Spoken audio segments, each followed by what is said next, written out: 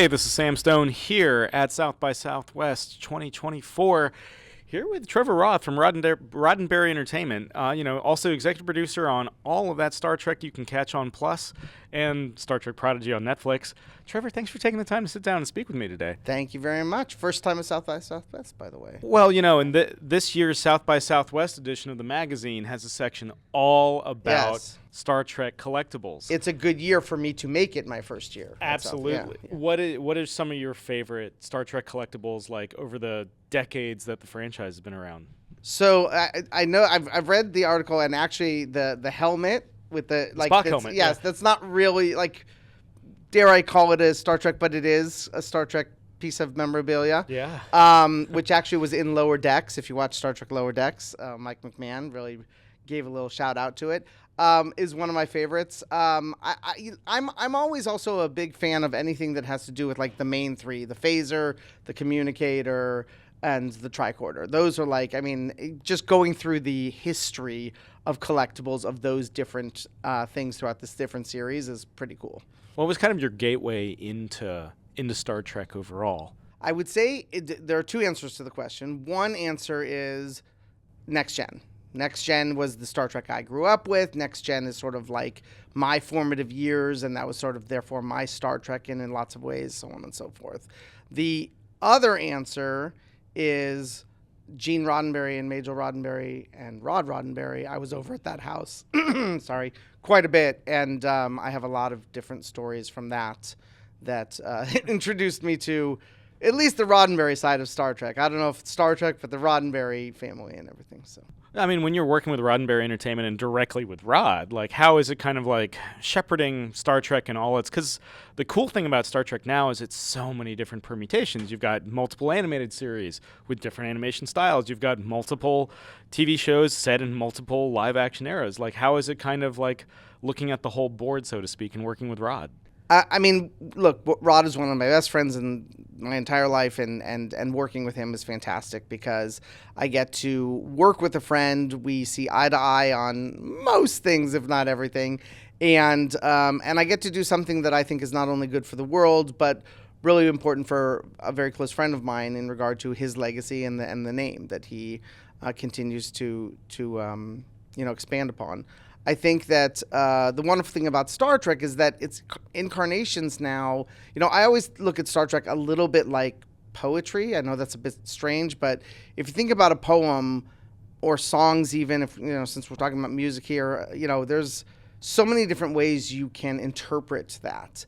And I think Star Trek is similar in the sense of you can interpret it in the way that TOS does, or TNG does, or Deep Space Nine, or our new shows with Discovery and Picard and Strange New Worlds. And some of them are similar to each other in certain ways, and some of them are different.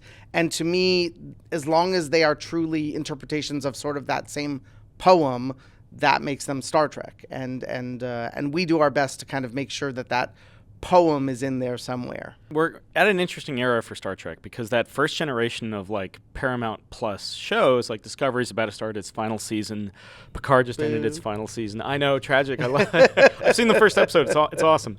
Where do you think we are as Star Trek? I mean, we're coming up on the 60th anniversary in a couple of years. We are veering in on it. Yeah. I mean, I think Star Trek, look, Star Trek should or will live on forever. I don't think Star Trek's something that's ever going to die. I think even for the many years it was off the air, Star Trek lived, quite well in the hearts and minds of so many. I think that right now the world is shifting a little bit as far as entertainment, but I think Star Trek stands strong, and we're continuing to work on new things and continue on with the things we have going. So as much as we're sad to say goodbye to Discovery, I'm really proud, and we think that Star Trek has a very strong life ahead of it. Well, speaking of those new things, I mean, you look at all the programs through the Roddenberry Podcast Network. How has it been, growing that side of Roddenberry Entertainment? And, what is it about a Roddenberry podcast joint that stands up above the din of other podcasts these days? Well, I don't want to put down other podcasts, but I will say that one thing that we love about podcasting, and we did a little bit of stuff in the comic book industry as well, and I think it's similar, is that we get to get right to the audience. The distance between what we are wanting to do and what we can then talk to the audience about or show them or have them look at or listen to is much more direct. And so it's one of the things we love about podcasting is getting to have that very close rapport that we've had for so long with fans out there. I think that when you look at getting to expand into that area, for us, it's wonderful. It's liberating. You know what I mean? It's something that we can control so fully, and allows us to really, hopefully, rise to the cream of the crop in regard to the way we do it, which I think has to do with being very thoughtful about what we're talking about and recognizing what we're trying to achieve with that podcast and really giving it to the audience, hopefully. You mentioned about doing putting out good things in the world, and part of what you guys do is with the Roddenberry Foundation. I was wondering if you could kind of speak to that and its ongoing mission. Yeah, the Roddenberry Foundation, which was started by Rod and his wife Heidi, and is run by wonderful people like Lior Ip and others, is fantastic because it really is attempting to bring Star Trek to today's world. I think the idea of Star Trek was always, or is always, something that we can look forward to, something we can aspire to.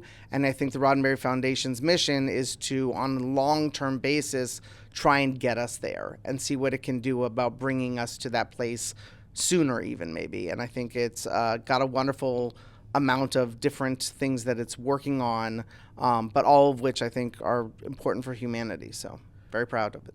As somebody that's been a fan of Star Trek since TNG, what do you think it is about this era that's unique to the era that kickstarted with Discovery and is now going through Strange New Worlds and everything subsequent? I think there are probably two things that are unique. I think one is the world we're living in and the kind of storytelling that is being told these days, in regard to it being serialized, in regard to the platforms it's on. It's a very different animal, and I think that adjusting Star Trek for that is unique. And I think also recognizing that Star Trek can be so many things has really allowed us to, from everything from Lower Decks to Prodigy to even the short treks that have been done, to really expand what Star Trek can look like and the parts of it that we can explore in an entertainment fashion. And those are probably the largest things that I would say are different about today's Star Trek, because it's not just one show anymore, and what that show looks like is not always the same as it used to, and yet there is some of that as well. Strange New Worlds really harkens back a lot to that TOS feel in a lot of ways and a more episodic nature, which we get to enjoy, and then we get to enjoy things that like Discovery Season 5, which is ending a full story in many ways. And audiences can check out that future of Star Trek on Paramount Plus and for Star Trek Prodigy on Netflix. And, of course, check out the Roddenberry Podcast Network, available on all major podcasting platforms. Trevor, thanks for taking the time to speak with me today. It was awesome. Thank you very much. No problem.